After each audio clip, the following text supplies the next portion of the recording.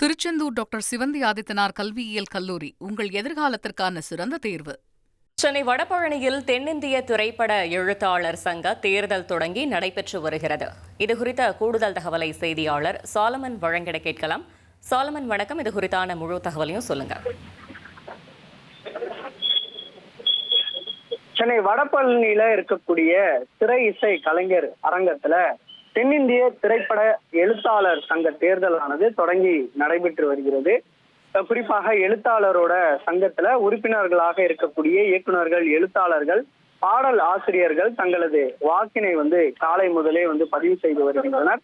இயக்குனர் சேரன் தலைமையில நம்ம கே பாக்கியராஜனையும், அதே போன்று இயக்குனர் வி.சி. குகநாதன் திரைக்கதை மன்னன் என்கிற அணியும் போட்டியிடுகிறது. இந்த தேர்தல்ல 483 பேர் வாக்களிக்க தகுதி பெற்றவர்களாக இருப்பதாக தெரிவிக்கப்பட்டிருக்கிறது. இந்த தேர்தலானது மாலை 4 மணி வரை நடைபெறும் எனவும் தெரிவிக்கப்பட்டிருக்கிறது.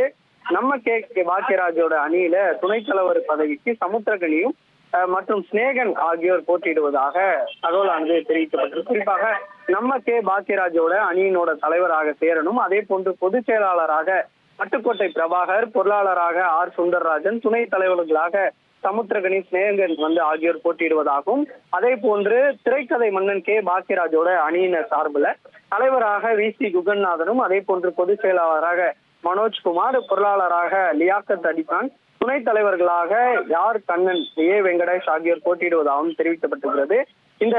இந்த பொருளாளர் உள்ளிட்ட 21 பொறுப்புகளுக்கு இந்த தேர்தல் நடைபெறுவதாகவும் தெரிவிக்கப்பட்டிருக்கிறது.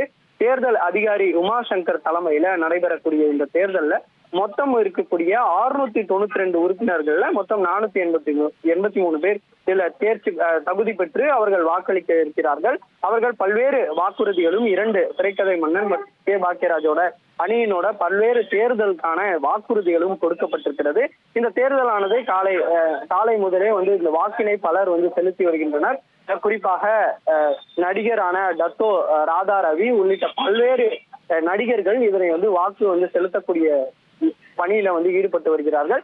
அங்கு சிறிது நேரமும் வாக்குவாதமும் நிலவியது. குறிப்பாக 2 அணிகளை சேர்ந்த நபர்களும் உள்ளே சென்ற போது ஒரு சிலருக்கு அங்கு வாக்குகள் இல்லாததால அங்க வெளியே வந்த போது ஆதங்கத்துல சிலர் சில வாக்குவாதங்களும் அங்கு ஏற்பட்டு இருக்கக்கூடிய நிலையில தொடர்ச்சியாக விறுவிறுப்பாக இந்த வாக்குப்பதிவானது காலை முதலே நடைபெற்று வருகிறது. தகவல்களுக்கு நன்றி சாலமன். திருச்செந்தூர் டாக்டர் சிவந்தி ஆதித்தனார் கல்வியியல் கல்லூரி உங்கள் எதிர்காலத்திற்கான சிறந்த தேர்வு.